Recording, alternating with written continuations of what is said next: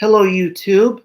A bone chilling Arctic cold is expected to bring snow for some in central and eastern US prior to the arrival of 2026.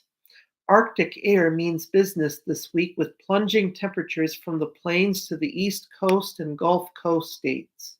Accompanying the waves of Arctic air will be rounds of snow for some in the Midwest and Northeast, as well as heavy lake effect snow around the Great Lakes.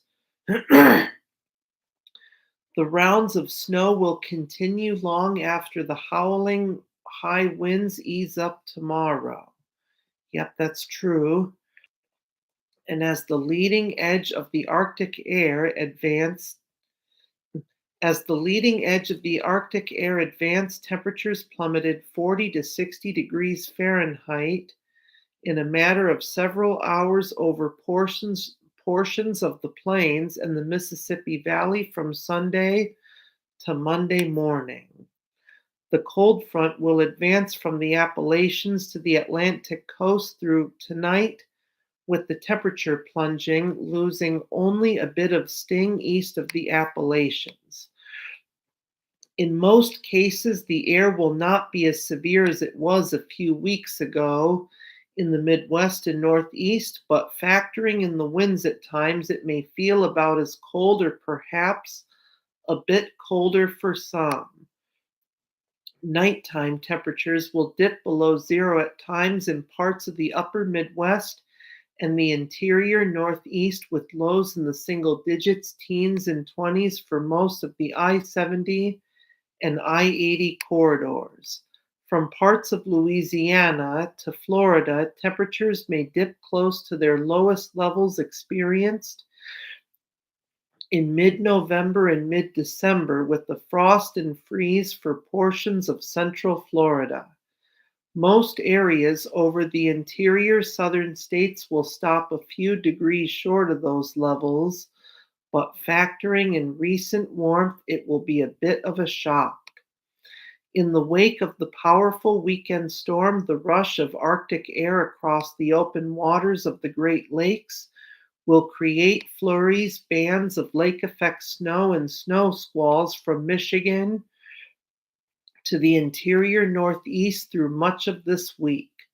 Most of the lake effect heavy snow bands will be confined to the northern part of I-81 in New York, I-75 and I-96 in Michigan, and I-90 from New York to Indiana. A foot or two of snow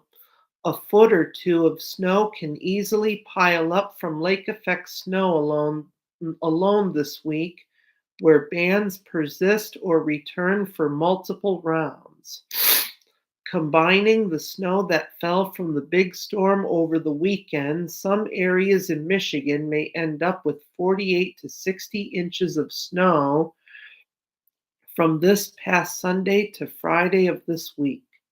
Making the weather situation more complex will be a double-jointed clipper storm that will race along with two patches of snow.